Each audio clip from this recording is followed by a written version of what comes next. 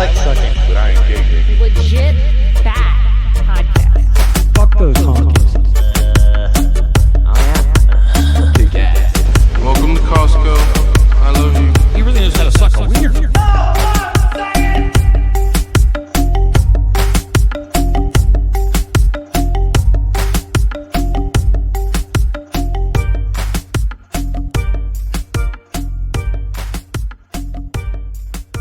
Welcome back to Legit Bat. We have Brandon Williams. I almost said Thomas because our other friend is Brandon Thomas. You might actually know him. And so give us a rundown on what you do, because you do a bunch of stuff. And we were checking out your website, onestupidfuck.com. And you are hilarious, first of all. We were watching your pickle video and all that shit. But when your booker had sent me the initial email, she was saying that you are into the legal system and how to avoid paying taxes and all that kind of stuff. And we're very much into anti-government propaganda. So tell us all about that, please. So yeah, you guys are in California, so you guys are familiar probably with the Employment Development Department a little bit. Oh, yeah. Yep. So they decided they wanted to mess with me, and that was sort of like the final straw for me, because they were coming for me for an amount of money that would have just wiped me out fully, and I didn't really have the bandwidth to really make a payment plan with them, anyways. But people were telling me, like, lawyers were telling me, like, oh, you should just make a payment plan. I'm like, make a payment plan for what? They showed up on my fucking job site and they gave me a bill. Like, what? Like it doesn't make, well, you just have to make a payment plan. You have to make a payment. Like, what the fuck am I paying them for? Like, yeah, what was the cause? It why don't I did just overpay go you? fucking? No, they literally just made shit up and sent me a bill. That's super weird, because isn't Employment Development Department is for unemployment compensation when you're out of a job? I could think that they would only want to get that money back if they had determined that you got the money. No, the Employment Development Department, they do all payroll related everything. If they believe, literally to the point where if they believe you aren't paying the amount of payroll taxes you should be paying, they will manufacture bills that say this is what we think you're supposed to be paying based off of what we saw on the job site that we literally trespassed to go on to. That's super weird. So I thought that's the point of filing taxes, though, is to reconcile all of those differences. Yeah, but they send out hitmen to go onto the job sites and to validate or verify what you filed is correct. And if they manufacture the idea that what you put in may not be correct, they just create bills out of thin air and they send them to you. Wow. Okay. So we're not familiar with that at all. I've never heard of that before. Yeah. So is that more of like a small business thing? Like if you own your own business rather than a W-4 employee? Yeah. Oh, yeah. Okay. You wouldn't see it on that end. Are you guys own a business? Or are you guys employees? No, or we're nope. No, we're W-2s. W-2s. Okay. So you guys, what do you guys do for work? I'm a courier and she's a loan officer for a mortgage company. Okay. So long story short, basically what I do is I study and I basically teach, and I teach it for free just because I don't really care, all about the law and various statuses and taxes and that kind of thing, right? And there is a way that you can legally get out of having to pay all of the taxes associated with both of your jobs. It's actually very easy, okay? And the way that you do that is the first thing you have to know is you have to know the definition of the term United States. This is basically like the most core aspect of the entire scam system of taxation, right? The definition of the term United States does not mean what you think it means. It has absolutely nothing to do with the 50 states of the Republic. It has absolutely nothing to do with California. They literally, in the United States Code, in black and white, I will literally screen share with you right now and show you. Yeah, do it. They define United States as an area inside the District of Columbia. So I'll do a screen share and I'll show you guys. So can you guys see my screen? I can, yep. So if we go to a new tab and we go to 28 USC, which stands for United States Code 3002. We're going to go to this first link, which is Cornell University, Law University. We're going to scroll down to section 15. And you guys can literally just read 15 and A. Just read this blue.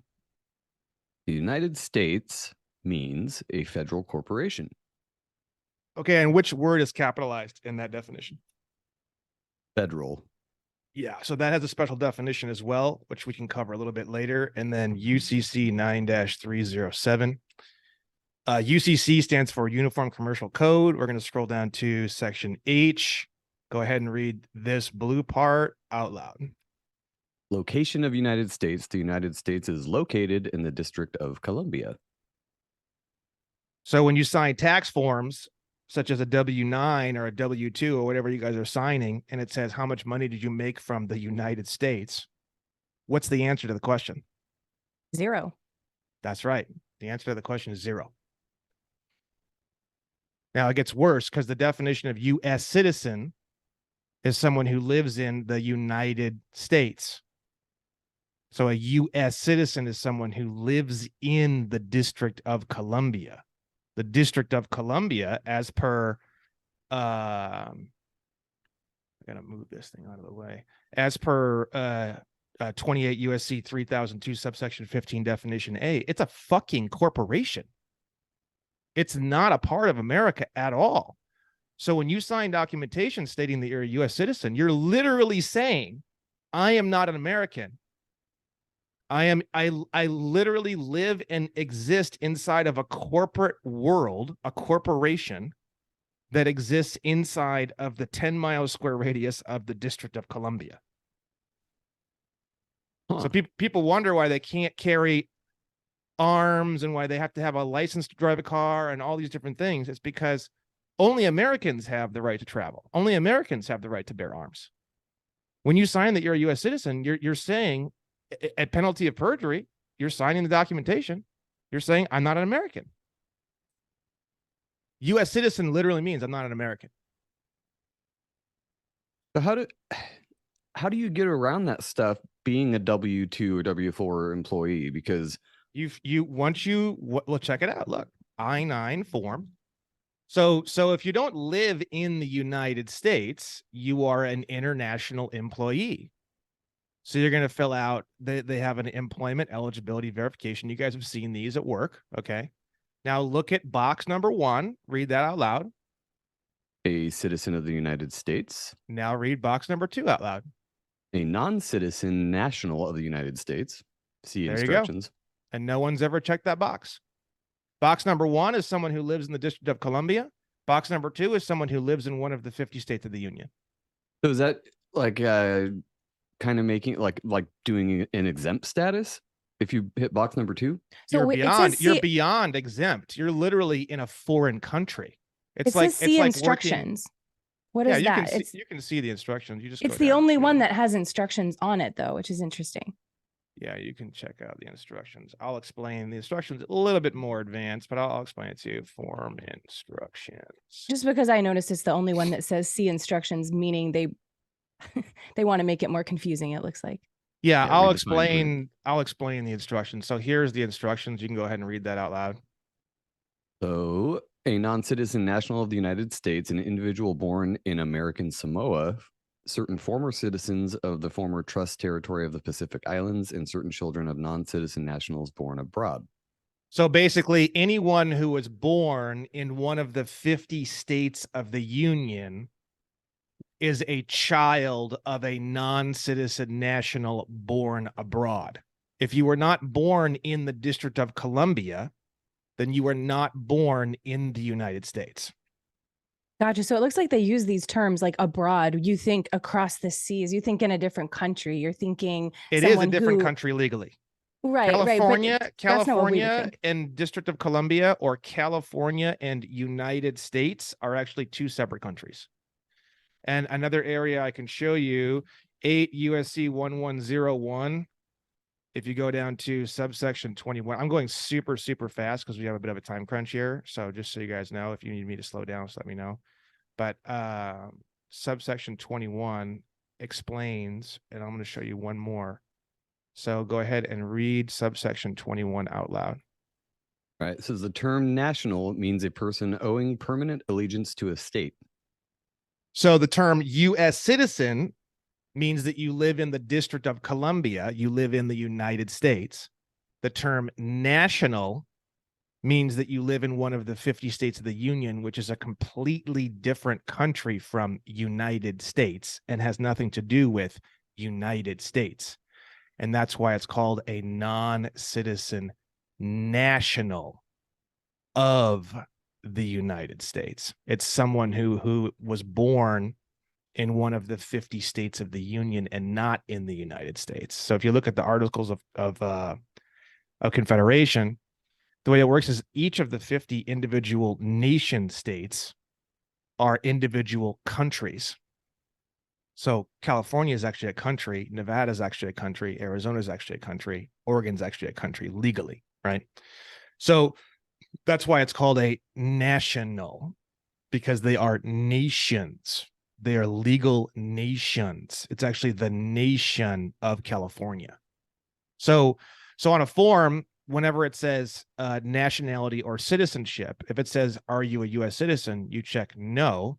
And then if it has a box, if no, please explain your nationality or citizenship, you actually literally put Californian. You can put Has this been upheld in courts of law? Tons, yeah. You can look up what's called the slaughterhouse cases. It's from like 100 years ago, but yeah. Will they try to fuck with you and come after you if you try to pull this stuff, or do they just kind of brush it under the rug? It's actually the polar opposite. You literally get what's called foreign government status. So 18 U.S.C. 11, we're going to look up foreign government defined.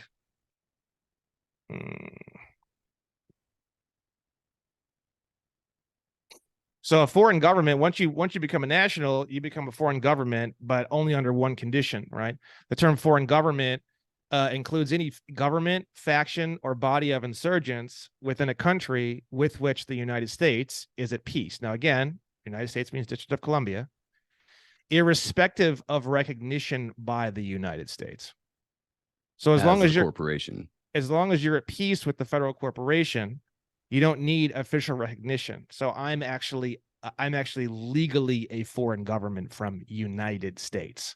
I don't live in, and then just to go back to, so the reason why in 18 U.S.C. 3002, the reason why the F is capitalized in federal is because when you see state of California written out like this with a capital letter like this, state of California, so that means it's super fucking so fucked up, but basically that means a private for-profit corporation called State of California, which is a subcorporation of United States, which is physically located in the District of Columbia, right? Now it's the same thing if you see it written like this, State of California, like this, that also means a corporation that is physically located in the District of Columbia, which is exactly why in 8 U.S.C. 1101, when talking about national, if you look at the word state, it's not capitalized. So capitalized state means corporate state that's located in the District of Columbia. Lowercase state means the nation state of the actual state. Now, knowing that, now we can clean up why in the flying fuck this F is capitalized. It's capitalized because it's referring to corporate state to corporate state, federal. So that word federal has absolutely nothing to do with the nation states. It only has to do with the corporate states, but it's all bullshit because the corporate states are all located in the District of Columbia. That's super fucked up. So they give them the same name, causing confusion. So people just think I live in the state of California. It's the same name. Why would they even think anything different? Well, that's the beauty and the hideous beauty of the system and the way that it's pulled the wool over everybody's eyes, because everyone just takes things at face value and doesn't look into it like people like Brandon does. So I bet you're on a hit list somewhere, dude. Well, no, I'm literally a foreign government. to the point where I can actually call the Secret Service, and they don't have to help me, but I have access to them. So if you go to voter registration for California, now this is not California. This is not the nation state of California. This is the corporation called State of California, and you can look it up. You can find the EIN number and the Dun and Bradstreet number for State of California. If you hunt around, you'll find it on the internet, right? So voter registration, they push voting so hard. It's in the media. It's in all the TV shows. It must be important, right? Well, take a look. When you sign up for voter registration, look at the choices that you have to say that you are when you're signing up for voter registration. Do you see 8 U.S.C. 1101 subsection 21 national? Do you see national anywhere? Mm-mm. That's because you have to be located in the District of Columbia to be able to vote. A national can't vote because they're not located in the District of Columbia. Only a U.S. citizen is located in the District of Columbia. I'm cool with that because I don't vote anyway. Fuck them. Exactly. So you have to sign under penalty of perjury stating that you are a U.S. citizen in order to vote. Voter registration is actually, the whole thing's a giant trap. You can actually get the paper versions of voter registration, and you can just cross out State of California, and you can put non-incorporated nation State of California and then sign it. If they accept it, you can vote, and you never sign that you live in the District of Columbia. And then they go, oh, you signed a voter registration. Pull it out, buddy. Pull it out. Pull out that fucking contract you say I signed. They pull it up. It's got a big cross through it, and it says unincorporated nation State of California. They're fucked. There's no contract tying you into Washington, D.C., and you can still vote. But they know we don't live there. I guess that's my confusion. It's just a whole sham. It's all based on fraud. They know we don't live there. They're making us say that we do live there, knowing perfectly well that we don't, and then not counting our vote anyway. Well, what they do is they say, you know, oh, we trust you to tell us under penalty of perjury the truth. So what they do is sort of like whenever you tell the government anything, you're basically waiving your Fifth Amendment right? So it's like I'm waiving my Fifth Amendment right to tell you what I am. That's how they look at it, okay? Because if you just shut your fucking mouth and never tell them anything, they now have the burden to prove it. But because you open your big fucking mouth and you tell them all this shit and you sign under penalty of perjury, like tax forms, for example, right? So the tax form that you guys should be filling out as nationals is called the W-8-BEN form. It's the Can you do this after the fact of getting the job? Because I've had my job for like 10 years. Okay. Oh yeah, totally. The answer to that, I've had reports of some places it's very easy. I've had some reports of places where the payroll and the HR literally explode in flames, and they're getting lawyers involved, and people are like losing their minds. I've had so many different things that I've heard happen. So if you do want to walk down this road, just be really cool with them. You know, look, you know, you might not be familiar with some of this stuff. If you have any questions, let me know, blah, blah, blah. Like, don't, you know, a lot of people get mad and jam this shit down their throats and they get freaked out, right? But you can read right here. Go ahead and read this anti-discrimination notice. All right, it says it is illegal to discriminate against work authorized individuals. Employers cannot specify which documents an employee may present to establish employment authorization and identity. The refusal to hire or continue to employ an individual because the documentation presented has a future expiration date may also constitute illegal discrimination. Oh. So the thing is that when you submit a new I-9 and you check box 2, a non-citizen national of the United States, right? They're going to totally freak out because they've never, ever, ever in the 30-year history of your company, they've never, ever had a single person submit a form that says that, ever.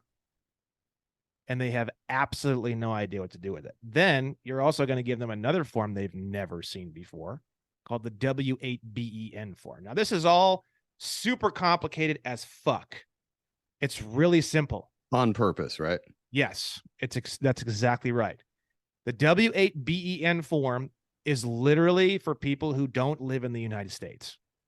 It's just foreign status of beneficial owner. So it means somebody who doesn't live in the United States who's getting some money, basically, just to keep this really simple. Okay. We appreciate that. We're half retarded, so thank you. No, this is really, really advanced, this form, right? So it's saying like tax treaty, like what's the tax treaty, right? You would put here, I certify that you're the beneficial owner. You would say resident of unincorporated nation state of California, and you would not capitalize the S. And that's where you're actually physically located, which is a foreign country to United States. So it's asking you, what is the tax treaty between the unincorporated nation state of California and the United States? And the answer to that question, the answer to that is basically like, you can put Internal Revenue Code, right?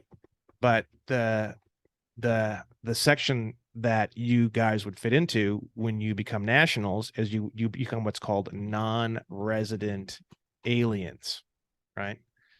So as a non-resident alien, you don't live in the United States. So District of Columbia. Yeah. So you're this would be where basically it'd be hard to talk to payroll and HR about this, because they'd be like, "What are you talking about? You're they're in like, the what do you United mean you States." don't live in the United States? Yeah, exactly. Yeah. But the thing is they it's discrimination for them not to accept your forms, right? Maybe highlight that part. You know, I the way I recommend that you do this, especially with how many people are doing this and how many reports I get. I mean, we've got hundreds of thousands of people doing this right now. Okay. I would say start off easy. And then what you want to do is really, really calm, super chill. Hey, I came across some information recently. I'm going to submit some new forms. I know it's crazy. Take as much time as you need. And then what you're going to do is you're going to start to build the pressure with them as time goes on. A week goes by. Hey, how's it going? They're like literally sweating, you know, like they got 4 lawyers involved, this and that. Like, let them do their thing. Okay, you guys are looking at this. Okay, cool. I'm gonna leave. You guys keep doing your thing. I expect an answer here fairly soon. Don't take forever on this. Give them another week. 2 weeks goes by, you go check it out. You know, and then it's like, okay, like, what's the deal here, guys? Like, I've submitted these forms, you know, what's the deal? Oh, well, you know, blah, blah, blah. You just have to like look for yourself. Are they really trying to figure this out for you? Or are they really putting a lot of work and effort into trying to understand what's going on? Or are they just kind of giving you the brush off? If they're giving you the brush off, or they're not really filing your documentation, now you're going to start getting into the anti-discrimination notice. And they're going to say, are you aware that you guys don't have the right to deny me doing what we're doing? Another section you can show them is the UN Declaration of Human Rights. And you can go down to Article 15. And Article 15, Section 2 says, you can go ahead and read this.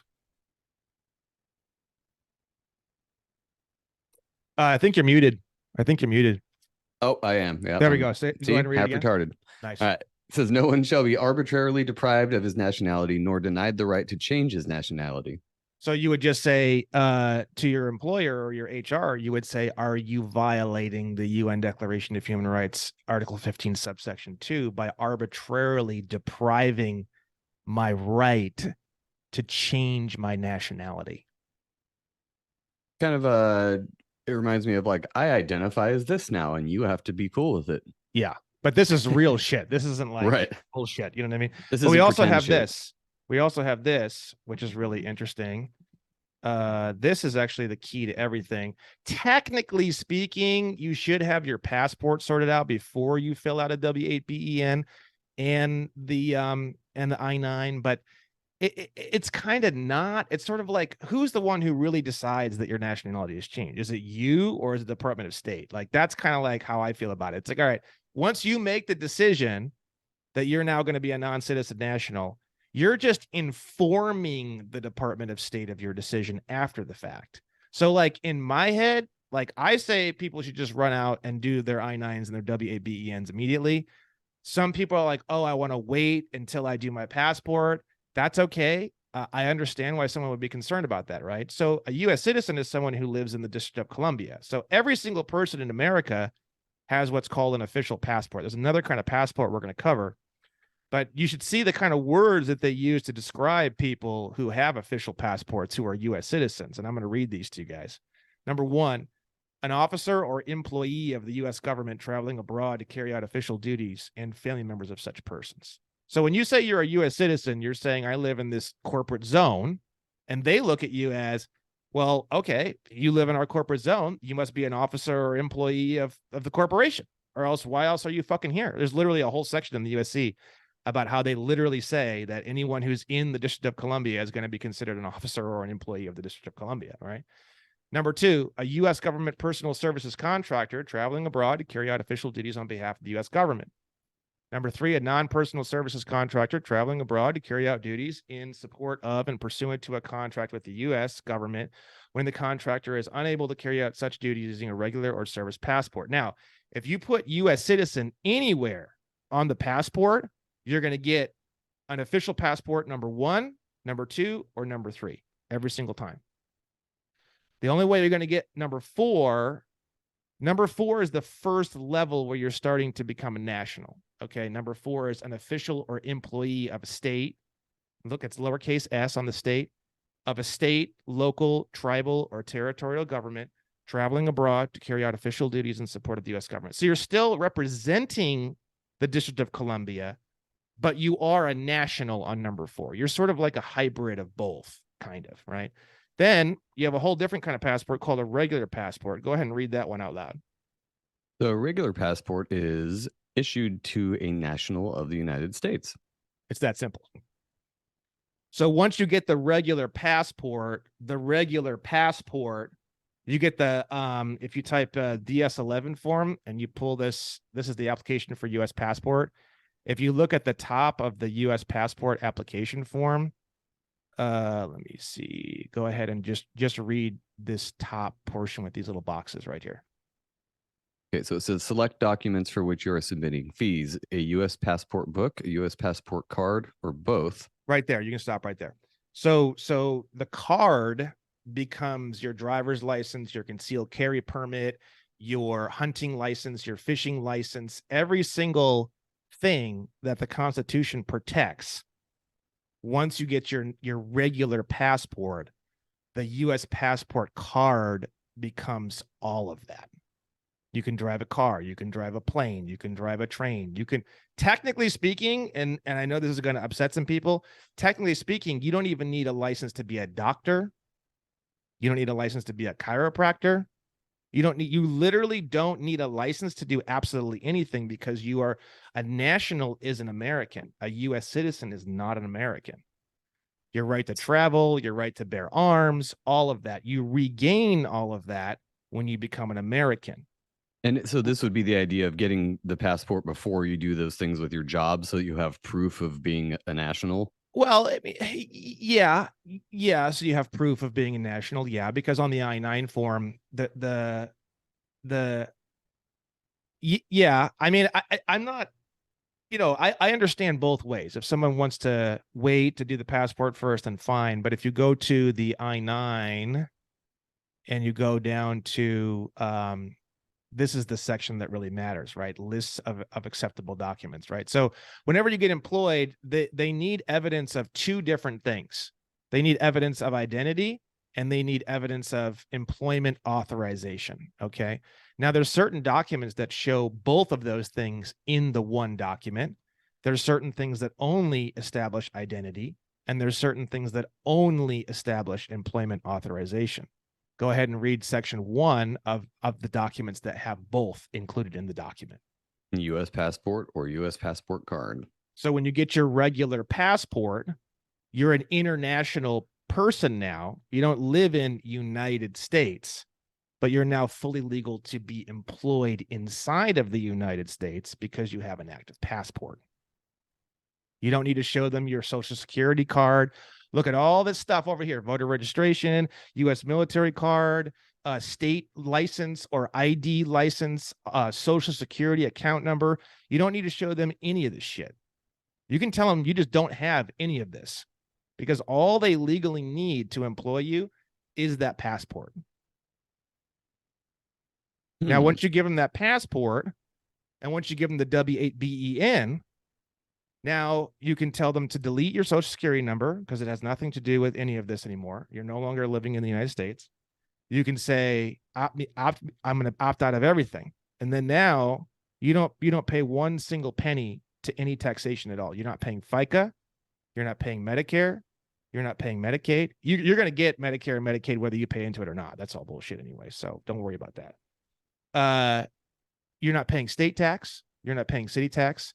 You're not paying payroll tax. You're not paying federal income tax because you don't live in America. You don't live in the United States. Would this, like at the end of the year, would this actually just negate the whole filing taxes? Like you're just not going to hear from them at all and you just don't file and that's the end of that? You file a 1040 NR, non-resident alien income tax return, but you're only supposed to pay taxes off of the money that you made in the United States. That comes from 26 CFR 1.871-1. And I will read this to you. That way it's not just me talking. I don't like talking without the source material because I know this is pretty crazy shit. So for the purposes of the income tax, alien individuals are divided generally into two classes, resident aliens and non-resident aliens. So everyone believes that the term United States means the 50 states of the Union of the Republic. Okay, it doesn't mean that.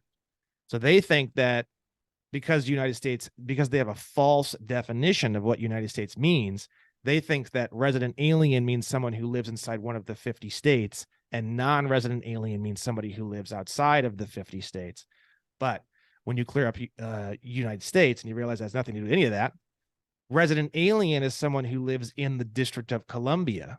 Non-resident alien is someone who does not live in the District of Columbia. So it's funny, the way that that's worded makes it seem like you're a non-resident, like you don't live in the United States. And the way that that sounds to most people is exactly how it sounds, like you live in Mexico or Canada. Exactly. That's right. But the reason why it's so confusing is because they've buried all of the original information, because the 14th Amendment is what created these two different citizenship statuses. Prior to the 14th Amendment, there was only nation states. There was not a federal employee. So what happened was at the end of slavery, they said, we're going to free all the slaves, but they wanted to appease the people who wanted to keep slavery, which is a shitload of people at the time. And they also wanted to appease the people who didn't want slavery, which probably was actually less people at the time. So what they did is they created an entirely separate type of citizenship called a U.S. citizen, which is a federal citizen. And they made all the slaves U.S. citizens, but all the Americans were still state citizens or nationals. Yeah, I had a friend tell me that a long time ago. He said the Emancipation Proclamation, all that shit didn't get rid of slavery. It just made everybody slaves. Well, and he didn't really explain it. So yeah, I mean, at the time, I'm sure they were, who knows what the actual intention was at that time. I mean, it did end the type of slavery that we saw at that time. It changed slavery from a peonage to a debt slavery, or from a peonage to like a legal definitionary slavery, right? But it is what it is. Okay, so moving on. Resident alien individuals are, in general, taxable the same as citizens of the United States. That is, a resident alien is taxable on income derived from all sources, including sources without the United States, right?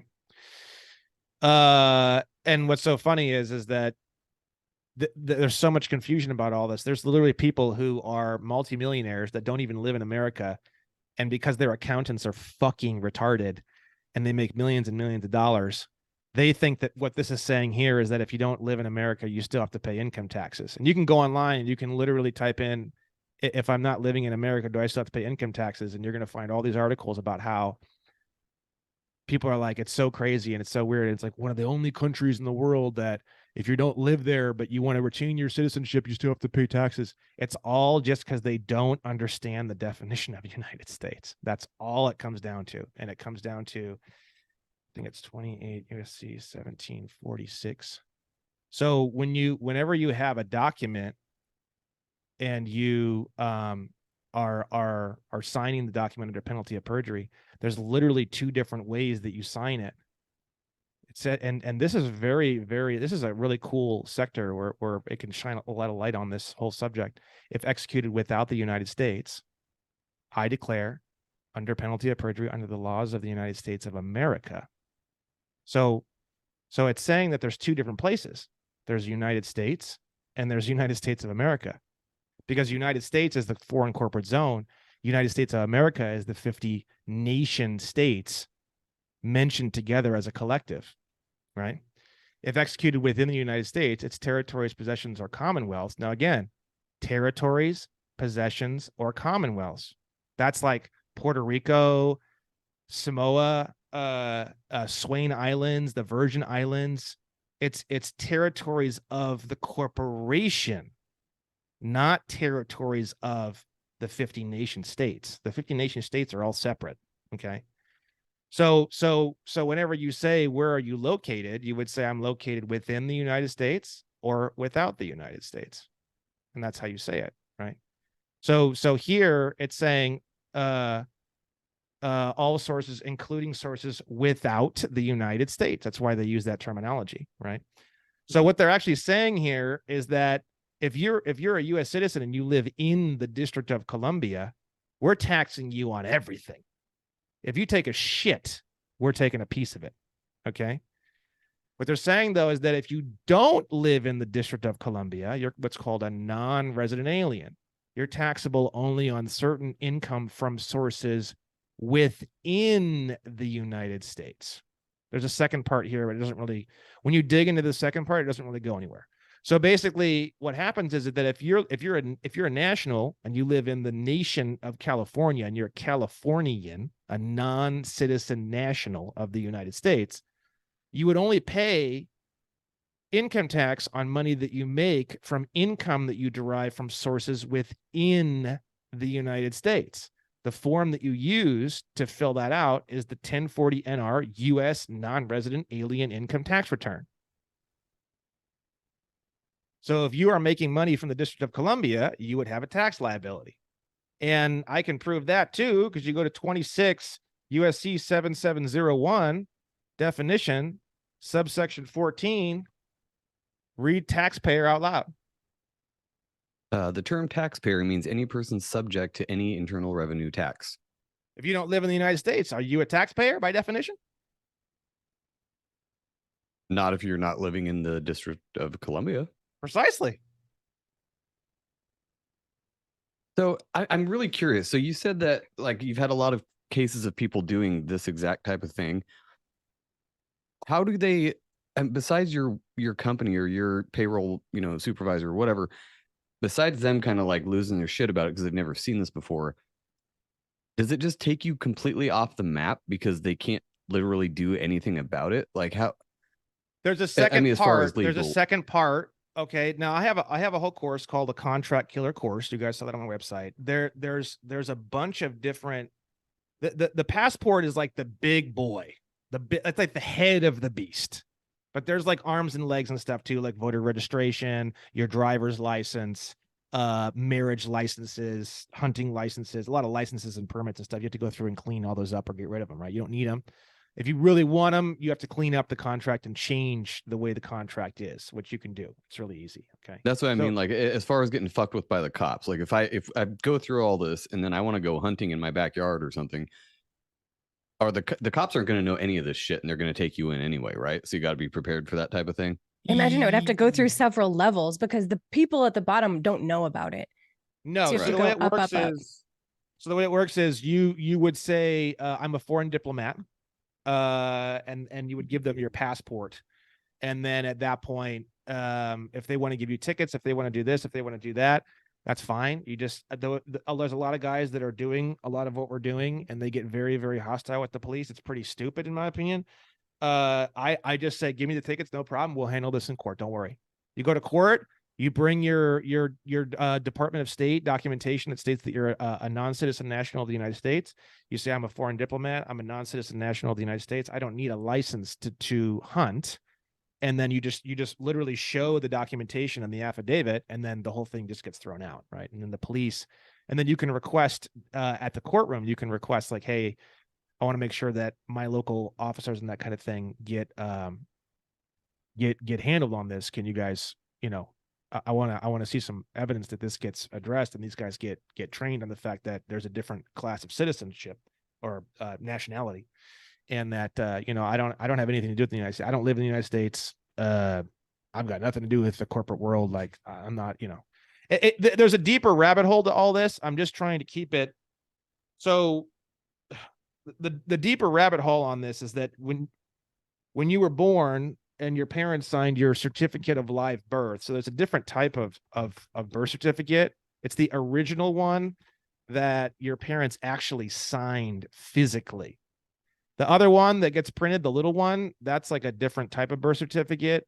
But you can actually, for most states, you can request to get a copy of the long form birth certificate. It looks kind of like this, and it's legal size, and it has actual copies of all the original signatures, like the original markings, everything. This is called a certificate of live birth, otherwise known as long form birth certificate. And it's legal size, and it's on bond paper. Okay. Now what happens is one of these boxes, it says like date received by local health officer or something like that. There's different wording on all the ones I've seen for all the different states, right? So what that means is the Department of Health and Human Services, what they do is once they get this thing, they create a corporation of your name in all capital letters. Okay.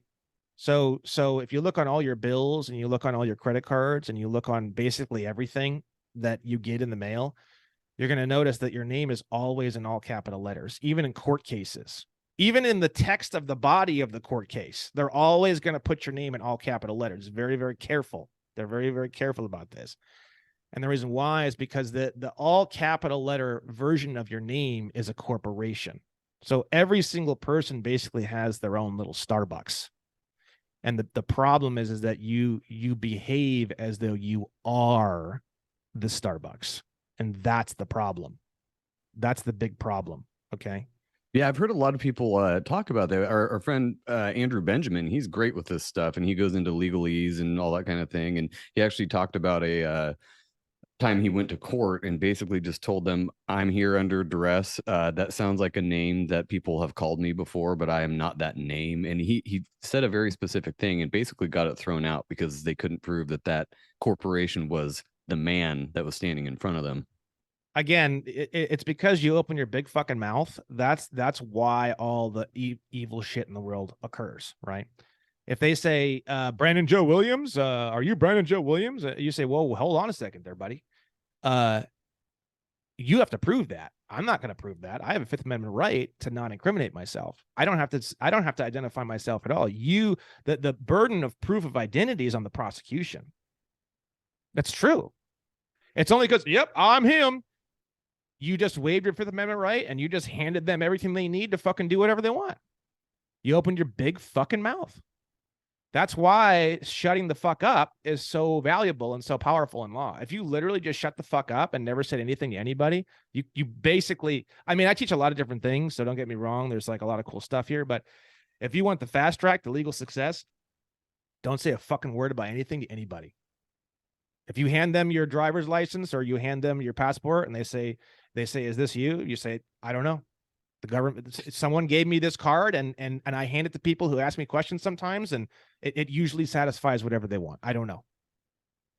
Yeah, I can see that pissing cops off a lot when they ask for your license. You can piss them off, but the way that it really works, the actual real way that it works is you're the agent on behalf of the principal. The principal is the all caps corporation, right? So you're basically operating in life as though you're the lawyer on behalf of your corporation. Once you do that, you're not the one in the courtroom anymore. You're just the lawyer on behalf of the legal person that's in the courtroom. Is that the trustee versus beneficiary thing? It's a lot of that kind of thing. And what this comes from, because people think I'm crazy, but this is really easy for me to not make people think that I'm crazy. It's so fucking easy. Look at the definition of this right here. Go ahead and read this bad boy out loud. So, definition of a person. The term person shall be construed to mean and include an individual, a trust, estate, partnership, association, company, or corporation. So your name in all capital letters legally is a person. When they write to you and they call you in and they write tickets, they're writing tickets on the person. You're the agent on behalf of the principal. So I love this shit. And the reason why is because you're not going to get angry ever again, because you're just the lawyer representing the person that they're writing the ticket on. They're not writing a ticket on you at all. They're writing a ticket to Brandon Joe Williams in all capital letters, who is a person in law, and you're just the agent on behalf of the beneficiary. Hi guys, nice to see you. I'm here. I'm the agent on behalf of the principal, and I'll be here to speak on behalf of the principal today. I have a power of attorney form. I've created my own power of attorney form that literally goes into the details. The fact that I have a full contract with myself in all capital letters. So I am literally legally, if you type in power of attorney, people are like, oh, you need a law degree, or oh, you need a this, you need that, you need this. You don't need any of that. If you want to become a lawyer, all you have to do is get somebody else to sign a power of attorney form. Power of attorney is literally called attorney in fact. So your whole life and your whole existence, they're writing tickets and they're writing tax bills, and even the credit card companies are sending bills to the corporation. You're just the lawyer, bro.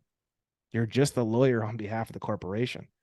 So the thing is, a lot of these guys that are doing what we're doing, they're going into the courtroom being like, I don't contract, or this, or they say like that, like, oh, I'm not going to identify myself, or you have the burden to prove. None of that. There's nothing to be mad about. Hey, I'm just the agent on behalf of the principal. That's it. That's all it is. So you're just the lawyer on behalf of the legal person. The legal person is who they're concerned with. But if you think about it, corporations in commerce give you limited liability. Does this piss the judges off? Because I've heard stories where the judges get real fucking pissed off because they actually do know what you're talking about and they get pissed that you know it, or they don't know what you're talking about and they get pissed because you're being an asshole. Well, a lot of times from all the stories that I've gotten, because I haven't actually even been in court, because I don't ever really get in any trouble, and I handle cops, and I just don't really ever get tickets. I'll take a ticket. I'll take 100 tickets today. I really don't give a fuck, honestly. But they get pissed as a way of testing you. They're not actually pissed. They're just testing you to see if you actually know what you're talking about, or if you're just full of shit. They're not. So they'll raise their voice and they'll do things and they'll test you, and once they see that you really do know what you're talking about and you can stand firm, then they'll let you go. And is that like I don't know how to word this. Like, somebody said that you have to say it 3 times. Is that true, or is that just some like urban legend, like where you have to deny? I've heard some stuff about that. I would imagine that's probably true, because think even more basic than that. If you say something and it's not acknowledged, you need to repeat what you just said over and over again until it becomes acknowledged. And as soon as they acknowledge it, then that stands as record, right? And they're basically accepting it. Yeah. Acceptance in law. The thing that makes law so nasty and grotesque is the law of acquiescence. So if I say something and you don't rebut it, by definition in law, you essentially accept it. That's why if they send you, and the law of threes, you do see it. Like, for example, with bills, they'll send you a bill, they'll send you a second notice, they'll send you a third notice, and it'll be a default notice. And then after that default notice, basically the way that works is, since you didn't respond, you acquiesced, which means you accepted the bill. Because you accepted it and didn't pay it, now they can come after you legally. And that's basically the basic contract law structure of acceptance, right? So yes, there is some truth to the law of threes and that kind of thing, but it's not always that way. It's not always that way. It's through the mail. Through the mail, it's generally that way. Yes, but in person, it doesn't necessarily work that way. No. So I did want to get into that a little bit too. How do you get out of paying credit card bills and shit? Like, what do you know about that? I know a lot about that. Let's do it. So, all right. Because I know my credit cards and other loans and shit, they've made their money back and then some with all that interest. So I don't really give a fuck if I blow them off. They can suck it. Fuck the banks. So I've heard different variations on ways to do this, and it seems kind of convoluted at first, but it's probably more simple, especially having you explain this kind of thing. yeah, it's I'm getting to the point where it's getting simpler through the forest of confusion and chaos that I had to walk to make it simple. Yeah. So if you look in your wallet and you look at one of these green pieces of paper that you give people to buy shit, what are these things called? Do you know what these things are called? Bills? Maybe, but what does it actually say on here? Oh, notes. Notes. You got it. So what is a note? It says Federal Reserve note. What is a note? A memo? An unconditional promise to pay. A written unconditional promise to pay. Oh, I wasn't reading that. Damn it. Yeah, it's a promissory note. Keep it really simple. Even keep it even simpler than even reading all that shit. Okay. It's a promise to pay. A note is a promise to pay. So every time you've ever promised to pay absolutely anything to absolutely anybody in writing and you signed it, it was a note. You were creating Brandon Joe Williams notes, no different than the Federal Reserve note. Okay. And you can see that here as well. If we go to the Bill of Exchange Act, you see here, you can see this. There we go. Go ahead and read this line right here. Bill means bill of exchange and note means promissory note. So you're not getting bills in the mail from anybody. You're getting bills of exchange in the mail. So then you ask yourself, what the fuck's a bill of exchange? Exactly. Okay. Second thing is you're not paying anybody with notes. You're paying people with promissory notes. Okay. Now, a security or instrument, those two words basically kind of mean the same thing, is the same thing, a promissory note. Saying the word promissory note, saying the word instrument, and saying the word bond to some degree, saying the word security. These words mean basically mostly the same thing. They're all basically just signed written promises to pay. You can keep it really, really simple. Okay. So a note, a promise to pay, the Federal Reserve notes that we push around, basically what happened was in 1933, during the Emergency Banking Act, they took away all the real money. Real money, as per the Constitution, is gold and silver coins only.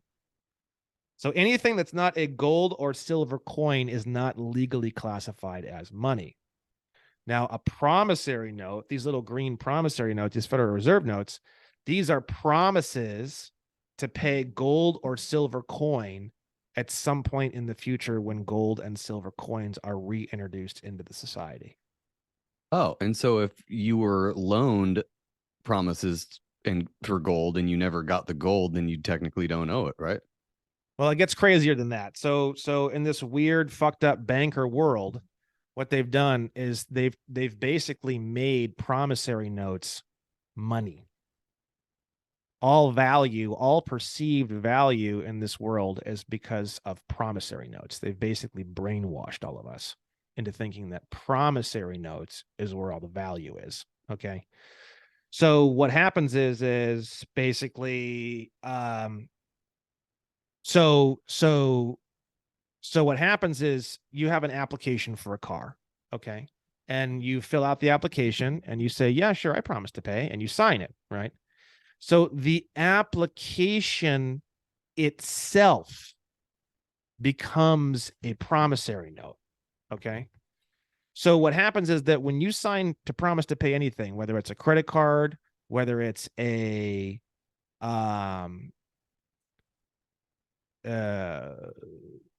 doesn't matter what it is.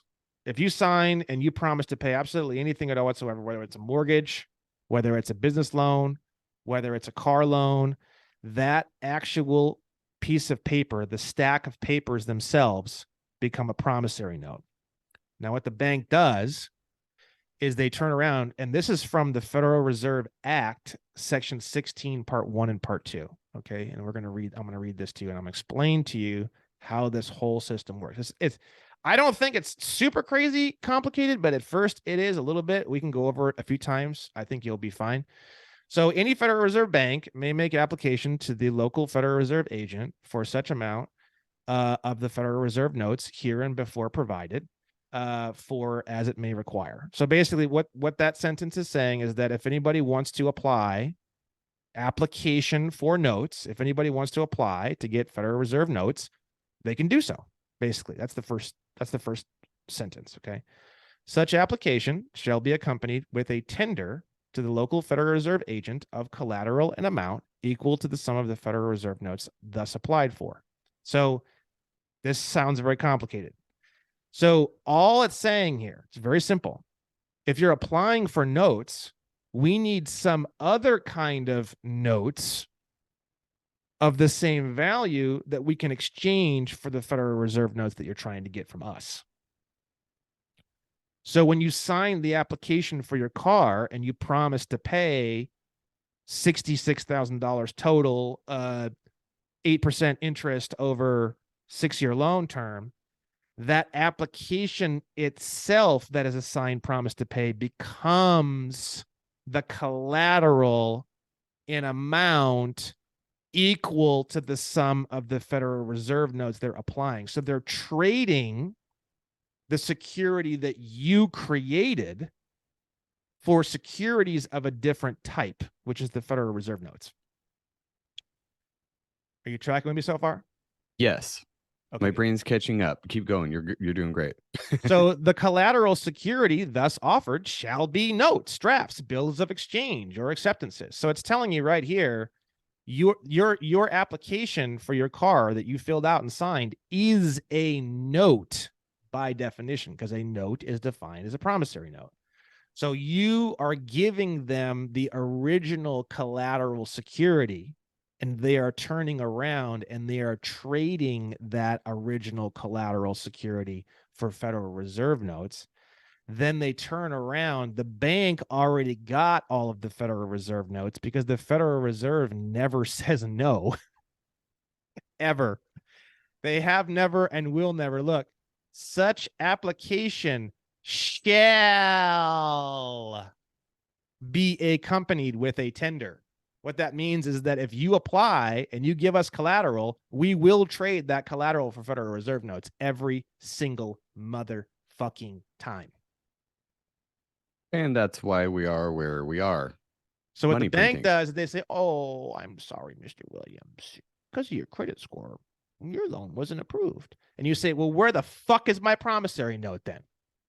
And they go, you know. So now what you do is you go down to subsection 29, and this is when the party gets started. So subsection 29 is how to bash their teeth in with a titanium baseball bat. There's a 3-tiered system, and when they hit the 3rd tier of infraction, they've stolen your promissory note. You're upset about the fact that they've stolen your promissory note. They've breached their fiduciary duty because they were supposed to go and exchange your promissory note for Federal Reserve notes, and they lied to you. Now they're going to pay a $1 million per day penalty on that. $1 million per day. Now you think to yourself, "Ooh, I could use $1 million a day." Yeah, well, that's not how it works. It goes into, go ahead and read section G right here. Disbursement. All penalties collected under authority of this paragraph shall be deposited into the Treasury. So you're actually going to get the Treasury to be your bulldog, and you're going to strong arm whatever financial company that you're working with, and you're going to say, whoa there, boys, because I know exactly what you did. 31 CFR 328.5. What you did was you took my promissory note, and they tell you exactly how to exchange that promissory note for a different note for payment or exchange. when presented by banks, they literally place this endorsement on the motherfucking promissory note. They say, for presentment to the Federal Reserve Bank of San Francisco, if you're in LA, that's the closest one, fiscal agent of the United States, for redemption or in exchange for securities of a new issue, in accordance with written instructions submitted by Bank of America, Chase Bank, Ford Motor Company Finance, et cetera, et cetera, et cetera. They are trading your promissory note, which has the full face value of whatever you signed it for. Which is the application for the car or the credit card or You got whatever it. else. Or Okay. a mortgage even. Or a mortgage. Or a mortgage, Yeah. yep. Your mortgage was paid off as soon as you signed it. Your car was paid off in full as soon as you signed it. All your loans were paid off in full as soon as you signed it. It's all fraud. It's all fraud because they turned around and they exchanged the actual security that you created for Federal Reserve notes. Okay, Now, so how do you go about this though? Do you have trainings or things like that on your website for specifically this? Because I'm really interested in this. I just want to try it just to see if it works. Yeah. Well, fuck with them. it's not a matter of see if it works. It's a matter of how far are you willing to beat the fuck out of them to make it work. That's the question.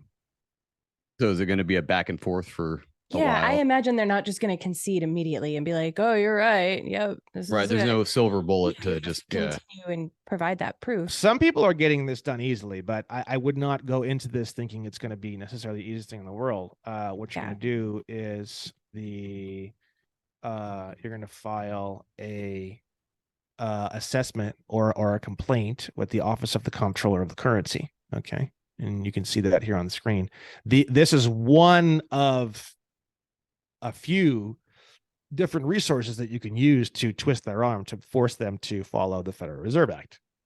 Okay, and you can do a complaint or something on here. I would have to look around again and find it, but you can do because in the Federal Reserve Act, it's saying here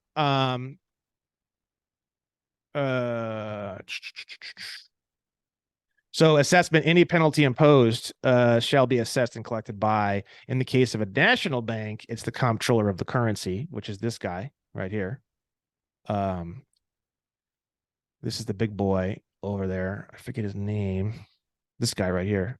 And then if it's a state member bank, it's collected and assessed by the board, which I'm not even totally sure exactly what that means. But so it depends on what kind of bank you're at. It would depend on if it's the comptroller of the currency or the board. I'm assuming it's the like board means the Capital board of the One. Federal Reserve.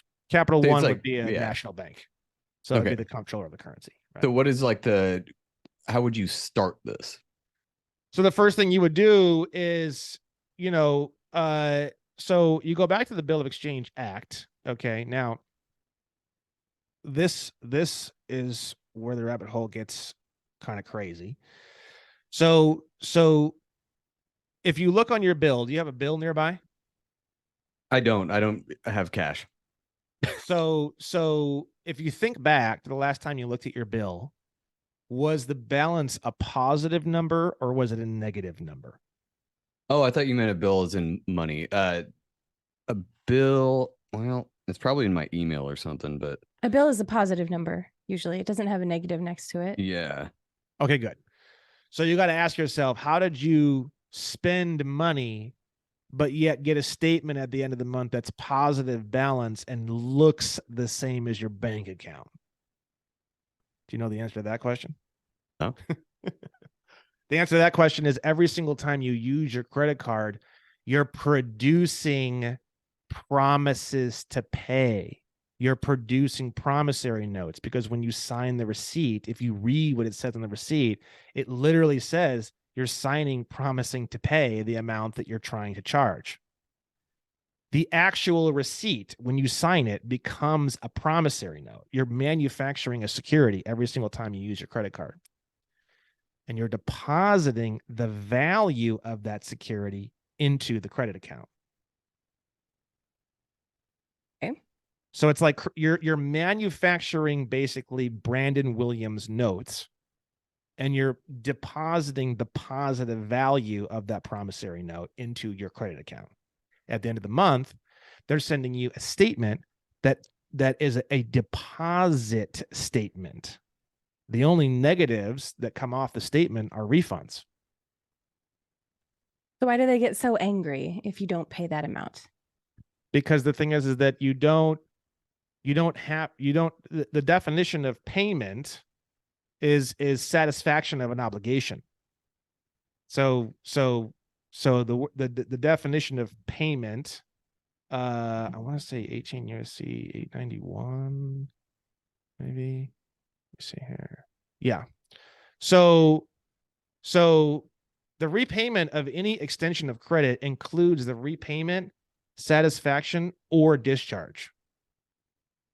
So discharging an account by definition is repaying the account. You don't have to give them anything. You can just discharge it like a magic wand, and it's still in law considered a repayment. And how do you discharge it? So the way that works is they're sending you the statement at the end of the month that says, hey, you've deposited all of these promissory notes into this account all month long. What do you want us to do with it? That piece of paper that they send you is a bill, and a bill is a bill of exchange. So the Bill of Exchange Act of 1882, and also the third section of UCC 3, these two sections are the sections that describe to you exactly how to handle bills of exchange. And you can actually scroll down and you can read all about how bills of exchange work and what you can do with them. Bill payable of a future date, post dating, all sorts of information as regards as to how bill of exchange actually works and what you do with it. But the basic idea behind how it works is the first thing you have to do is you have to accept it. And the reason why, you can read right here. This is the definition of acceptance. Oh, you meant me. Sorry. Acceptance means an acceptance completed by delivery or notification. So the first thing you have to do is accept it. Now, after you accept it, now you become the holder. Go ahead and read that. Holder means the payee or endorsee of a bill or note who is in possession of it or the bearer thereof. Yep. So now you become the holder because you are the endorsee. So now what endorsee means is that now you've accepted this bill of exchange. Now you control it, and now you can decide where it goes and how it goes there. That's called endorsement. You can see So that here. It just goes in the trash or what? No. I mean, you hold it, and now you're going to endorse it. Okay. And now you're going to become what's called the bearer. Go ahead and read there. Bearer means the person in possession of a bill or note which is payable to bearer. So you literally write on the motherfucking thing, payable to bearer, payable to yourself. You have to do and fill out the bill of exchange according to the entire Bill of Exchange Act. One of the parts of the Bill of Exchange Act is that all amounts have to be written in figures and words, which is exactly why on a check you have the numbers, and then you also have to write it out in words. That comes from the Bill of Exchange Act, because a check is also a bill of exchange. So there's certain rules and there's certain things that you have to write on the bill of exchange. You're basically what you're doing, essentially taking away all the crazy terminology and all the banking terms. What you're doing is you're saying, thank you very much for sending me this statement that contains all of the positive deposits of securities that I've deposited into this account throughout the month. Please take the positive value of all of these securities that I have charged up, and please take all that positive value and transfer that positive value to the principal, which is the all caps name corporation, in order to discharge the account and bring it down to zero. And you just send them a letter that says that, and they're just like, okay. Yeah, because you got to look. 31 USC 328.5 forms of endorsement. It's kind of like the same idea, right? So it says here, with written instructions. So you're going to write written instructions, and you're going to attach the written instructions as basically a cover letter. And then you're going to have the bearer security. It even says here, bearer security, right? So once you become the bearer and you write on it payable to bearer, it becomes a bearer security, right? It's the same idea, right? Does You're this gonna count as a derogatory item on your credit report? Just out of curiosity, because I do know at working in the mortgage industry, discharged items, they can affect your credit score, but they actually don't count against you. We're not allowed to look at them as something negative when we're trying to make a decision on whether to grant someone a mortgage or not.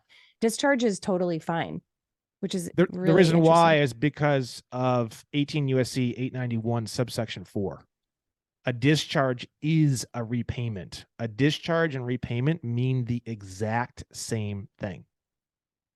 So you're just kind of like, it's just mind games with them. But we know, like, as in my field, we know that a discharge means that that person didn't pay anything at all, but it's still not allowed to be held against them. Because It's really great for our borrowers, but yeah, so you can charge off is a completely different word than a set off. So a set off is when you actually send the bill of exchange back and you discharge the account as a payment. A charge off is when there was a failure to perform the bill of exchange act. Okay. So if you go to set off, you're going to go to, I think that actually comes from the bill of exchange act. Let me see here. Yeah, there it is. Action. Action includes counterclaim and set off. So what is legal definition of set off? The right of someone who owes money to subtract from the debt any money owed in the other direction. You're literally just commanding them to do a set off using the bill of exchange, the positive value of the bill of exchange. You're saying use the positive value of the bill of exchange to set off the account, because you got to think. So here's the timeline on it. You have step 1, you have step 2, and you have step 3. Okay. You have the creation of a security. You have, and then well, it's really just 2 steps. You have a creation of a security, and then you have the exchange of that security for another type of security. Okay. So you got to think in that relationship, when you're signing an application and you're promising to pay, and they take that application and they exchange that application for Federal Reserve notes, who is the creditor in that situation? I don't know. You are. Because you created the initial security that has the actual value. All they're doing is exchanging that security for something else. All they're doing the exact same thing. Let's say you're in Hungary and you have a bunch of French francs in your pocket because you just went on a plane, and you go and you exchange those French francs for Hungarian whatever at a foreign currency exchange. Banks are doing the exact same thing. All they're doing is helping you create a security, and then they're turning around and exchanging that security for another type of security as per 31 CFR 328.5. So you are the creditor. You created the security that actually has the value. So you can basically default on your credit card company by claiming you're the creditor. because the application is what you're saying has the initial value, correct? Exactly. So they give you that set off- value. They're like, okay, $200,000 is the value of your application. So you Well, don't really owe any money. The way a promissory note works is, let's say, for example, it says on there $60,000 for a car at 18% interest for 6 years. At the end of the total amount of this entire loan, you're going to end up paying $80,000. Once you sign that document isn't worth the 60,000. That document's worth the 80,000. It's worth the full value of the full term of the entire promise. That makes sense. So when they exchange it for Federal Reserve notes, they aren't getting 60,000. They're getting the full 80,000 from the exchange of exchanging your application for Federal Reserve notes as per the Federal Reserve Act, Section 16, Part 1 and Part 2. Now, a set-off, only a creditor can do a set-off. A set-off is basically you're forgiving the bank as the creditor. You're saying it's okay, guys, don't worry about it. It's forgiveness. It's literally biblical. A set-off is basically biblical. It's basically forgiveness, right? So once you accept the bill of exchange, you can take action, which includes to basically command a set-off. And is there a Which- certain form you do this with, or is it just a handwritten letter? Just Like what? you can handwrite it, you can type it. The written instructions are attached to the bill of exchange. And if you notice, whenever you get a bill in the mail from any of your companies, your credit card companies, there's the little perforated part on the bottom of the bill, and it says payment coupon. You type in what is a payment coupon. And how does that work with electronic bills? Because I mean, most people are just getting bills over email or the app or whatever. They still take a have look. it. It's in a PDF form. Oh, okay. Take a look. What is the definition of a payment coupon? Go ahead and read the part that I highlighted. The dollar amount of interest paid to an investor. So the bill up top, the main part, the statement, is your deposit statement that shows all of the securities that you have that have been deposited into your deposit account. And then the little perforated part, the payment coupon on the bottom of the bill, is your interest payment. So when you think that they're giving you a loan and you think that you're paying interest to them, that's not how it works. You created the initial security. So they pay you interest on the amount of securities that you're depositing in your account. So the coupon is actually a payment coupon to you of the interest of all your deposits. It's a So you positive basically account. send it back and say, yeah, you owe me all this money now. And then they're just like, oh shit, we do. And it's We that don't easy? know. We don't know this part. This is the part that I'm still trying to figure out. I think the way it works is the bill you can send back. Okay. So the way this works is it gets a little bit more complicated. You have to go into Black's Law and actually start clearing up definitions. And one of the ones that we found very recently, which is so dumb, it's such a common word. It's actually the word check, right?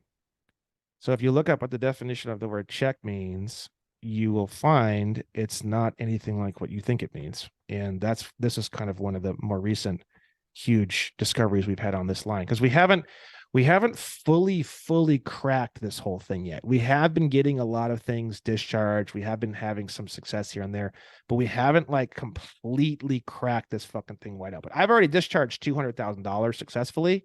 I've had lawyers literally run for the hills. I have scanned documents that I put on my website that literally is a law firm saying, we never reported this. We're not coming after you. Like, just relax, basically, right? Like that. So, but the thing is, they do close the accounts. So what we're trying to do is we're trying to get the discharges, but keep the accounts open so we can use them on a revolving basis. That's what we're trying to crack the next So free level. money. Yeah, but what would be their incentive to do that? To be fair, I mean, they're a company. I'm not saying that you should pay a ton of interest. Oh no, they it's get totally paid. a scam, but They get paid. Everyone gets paid.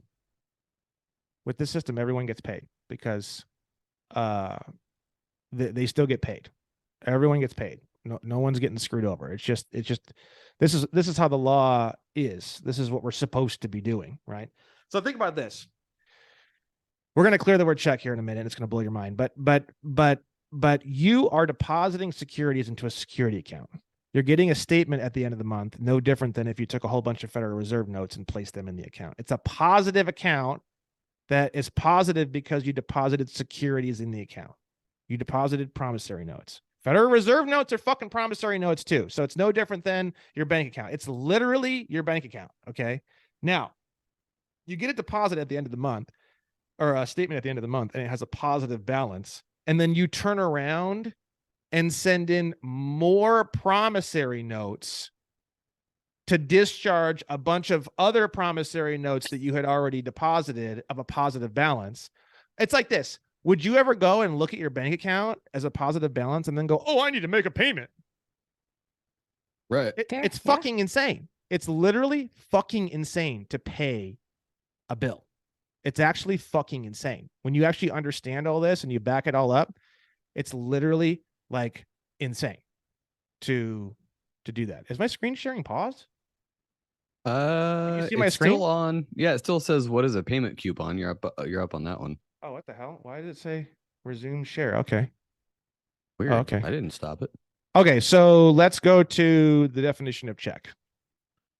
So the definition of check is a lot of different things, right? A commercial device intended for use as a temporary expedient for actual money and generally designated for immediate payment and not for circulation. A draft for payment of money. What do we have here? An order for payment of money. We're We gonna can't find. see your screen. I'm sorry, I don't want to cut you off, but Yeah, it still it says what is a didn't. payment coupon. I'm not Oh. sure why. It says we're viewing your screen. It did show your mouse move, but Oh, here we then go. Here we go. Hold on. There we go. it didn't change. Screen. How's this? Oh, there we There go. you go. So we're clearing up the definition of check. Okay. So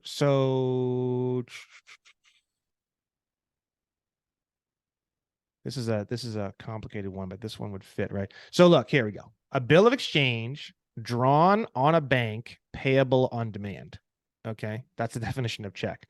A draft Jesus. or order upon a bank or banking house purporting to be drawn upon a deposit of funds. So let's just stop right there. Let's look at this first line here. So a draft or order upon a bank or banking house purporting to be drawn upon a deposit of funds. So they're sending you a statement that says that there's this account that has an account number that has had securities deposited into this particular account, bringing the value of this account up to a positive $14,000. You're going to turn around, you're going to turn that statement itself into a check. And you're going to To mail yourself. it back to your all capital letter name. It's the corporation. You're sending it to the, because the bill's not coming to you. The bill's coming to the principal. You're going to look at your bill and you're going to see that your name's in all capital letters. That's not you. They're not sending the bill to you. You're just the agent on behalf of the principal. You're the lawyer. You're the accountant. You're the banker. Okay. You're the banker on behalf of the bank. They're mailing it to the bank, not the banker. So what you're doing is you're saying, as the banker, I'm going to do banking on behalf of my bank. Now, when you do that, you're gonna write a check, or you're gonna convert the bill of exchange into a check, and you're gonna say, okay, I accept this. You guys say there's this positive value from all these securities that I've deposited in the account. Of course, I signed the goddamn things. I remember eating that steak, and I remember buying that bullshit thing I didn't need. Now, you guys sent me this statement.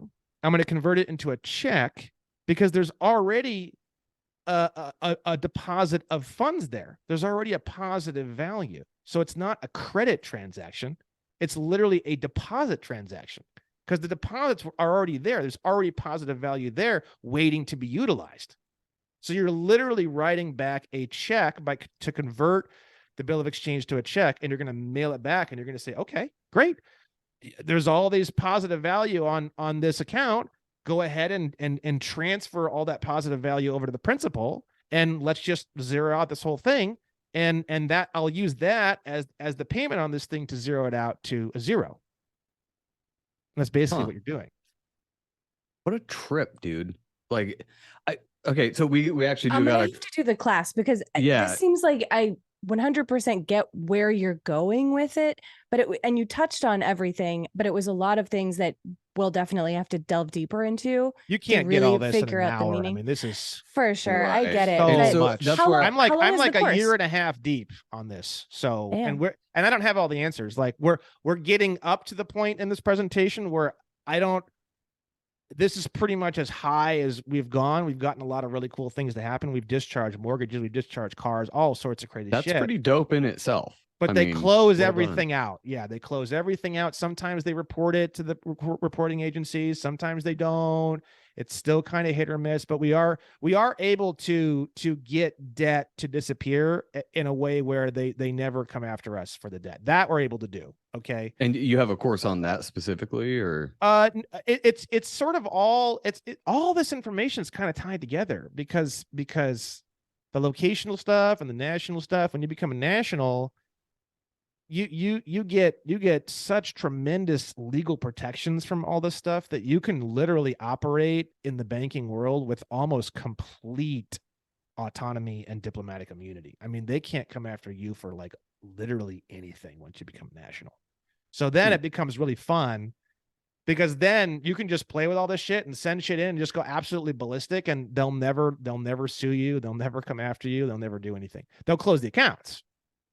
But they won't come after you for the money. They won't sue you. They'll never MX. I did $177,000 and I discharged it, and they hired a lawyer, and I literally laughed, and I sent them a letter, and then the letter that they sent back to me was this one here. We'll end off on this.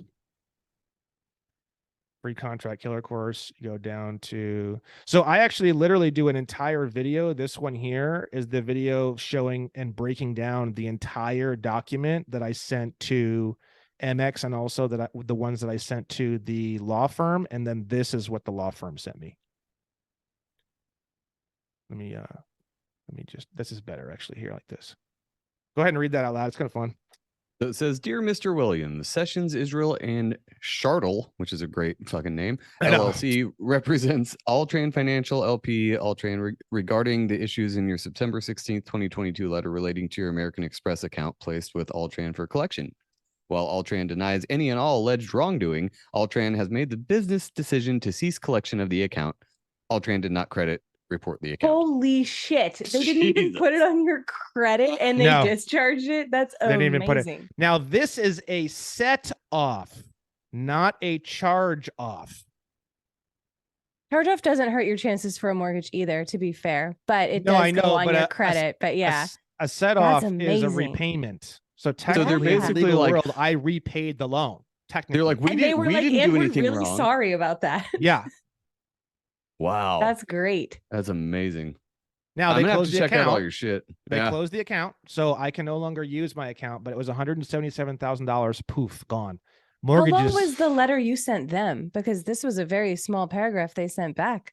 It was quite a lot. And I cover that. I actually sent them a few things. So I teach you how to write all these legal documents. I teach you how, it's called a conditional acceptance. I teach you how to build them. I teach you how to structure them. I go through mine. I break down all the ones that I've written in great detail. So by the end of my course, my free course, mind you, you will be able to write all of these pretty much, probably mostly from scratch. Okay. Nice. Yeah, this is awesome. I'm definitely going to, how long is the course total? 39 days, one video per day. It's about 40 minutes per video. And it covers a whole lot of other things that we haven't talked about. So many different things. And then there's also an advanced course. Once you finish the main course, there's an advanced course. And then I've only got about 5 videos done on that, but I just do them kind of as I go, kind of a deal. Right now, I'm trying to really master and understand the bills of exchange. And then I'm probably going to do like a 1 to 3 video, like full breakdown of everything. But I'm waiting till I totally understand it A to Z before I do that. Nice. And that makes sense. I mean, you said it was kind of like a work in progress anyway, but this sounds amazing. And definitely something that people in general we just get bamboozled into thinking that the way of the world is just the way it is. And we don't want to look further into it. So things like this can kind of wake people up or just bring them up out of the hole that at least the United States corporation has slammed us down into. Yeah, and at least get people curious and looking into it for themselves, which is what you should be doing anyway. But this is our version of looking into it ourselves, is having people like this on that we can ask questions to. And we're definitely going to have you back on, because I want to get you on with Andrew Benjamin, actually, because I think that would be an amazing roundtable. Oh, that's your buddy with that does this stuff? Yeah, and he's just kind of he just figured it out himself. He's not any expert on anything. He just looked into all this stuff like you, and it was like, I think I can get by with a lot of this shit. And he hates the legalese. That's a different language. He actually says that in the courtroom. He's like, I don't speak legalese. That's not my language, so I don't know what you're talking about.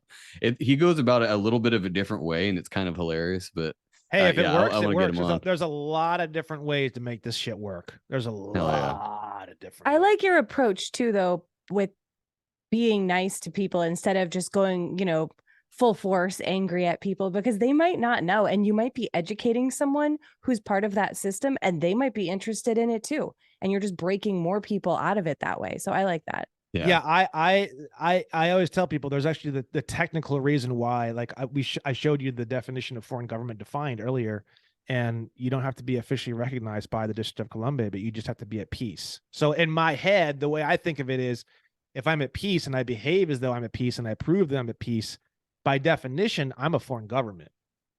So like in my head, all these guys that aren't at peace, these other guys that might be teaching this, they don't have the foreign government status. And then they wind up getting in trouble or something like that. I mean, it's shocking how few people are getting in trouble with all this. You'd think there'd be more of it, but they really do honor this shit. They really, really do. I mean, these codes and these definitions, this is like beyond religion to these people. This is biblical to them. It's almost like law to them. It is, yeah.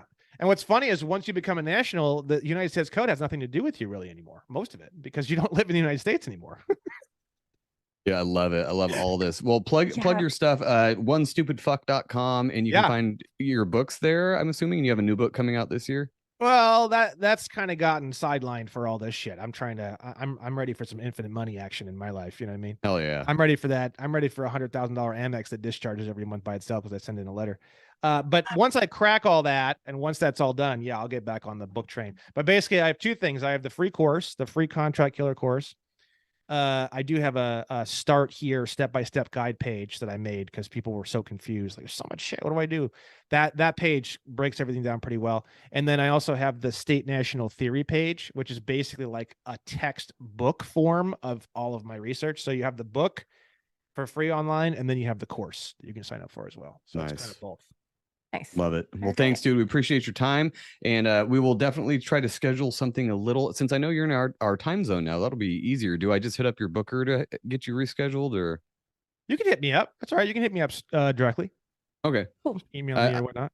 I will do that, and we will get you back on for another kind of more in-depth thing, maybe in a couple months after you've cracked a few more things, and we can kind of go over some of that. The course, I definitely want to do it for sure. I want to go through that so I know what I'm talking about. Act on Oh it. man, if you guys know more about it, if you guys go through the course, then the next time we go on a show, it's going to be heavy hitting, big time, because it's not going to be entry level. It's going to be it's going to get these shows, because I've done 3 or 4 shows in the past few days, and I have like 2 more booked for this next few days. These shows are going to get crazier and crazier and crazier because so many people are wanting to do this now and getting involved in this, and the more we all learn, then these shows are just going to get more in depth and better, you know. Yeah. Can't wait. Yeah, I'll hit you up. But thank you so much, everybody. Go onestupidfuck.com for that free course, because it's definitely going to be worth it. We will talk to you guys soon. Have a great night.